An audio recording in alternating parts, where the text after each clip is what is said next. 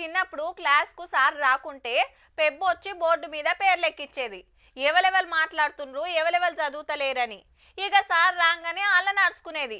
ఇది మనసులో పెట్టుకొని దెబ్బలు తిన్నోళ్ళు పెబ్బయినాక మాట్లాడకున్న పేరెక్కిచ్చేది, సార్తోని దెబ్బలు తినబెట్టేది.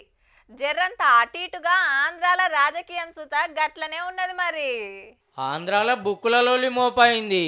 లోకేష్ గారు రెడ్ బుక్ సంగతి తేలుస్తానికి డిజిటల్ బుక్ తెచ్చిండు Jagan sir. Fan party fans ను సతాయించినా, అరెస్టులు చేసినా, ధమ్కీలు ఇచ్చినా ఈ డిజిటల్ బుక్ లో రాస్తే చాలు సార్ ఏలు వాళ్ళకు రాగానే సినిమా చూపిస్తాడట. క్యూఆర్ కోడ్ స్కాన్ చేసి ఫోన్ నెంబర్ కొడితే ఓ కాగితం వస్తుంది. అందులో వివరాలు నింపి ఎవరు తిప్పలు పెడతారో పేరు రాసి సాక్ష్యం కింద ఫోటోలు వీడియోలు ఉంటే పెట్టు అని కోరిండు కార్యకర్తలను. అప్పట్లో ప్రతిపక్షంలో ఉండగా లోకేష్ అన్న రెడ్ బుక్ తెచ్చి టీడీపీ కార్యకర్తలను సతాయించిన వాళ్ళ పేర్లు రాసిండు. ఇక అధికారంలోకి రాగానే గల సంగతి చూస్తుండట. ఇప్పుడు జగన్ గారికి గదే ఫాలో అవుతుండన్నట్టు. రేపు పొద్దున మనం అధికారంలోకి వచ్చిన తర్వాత ఈ డిజిటల్ డైరీలో నమోదు చేసిన ఈ కేసులను మీద ప్రత్యేకమైన బృందాలను పెడతాం. అన్యాయం చేసిన వాళ్లను రిటైర్ అయిపోయి ఉన్నా కూడా సప్త సముద్రాల అవతలున్న అందరినీ పిలిపిస్తాం.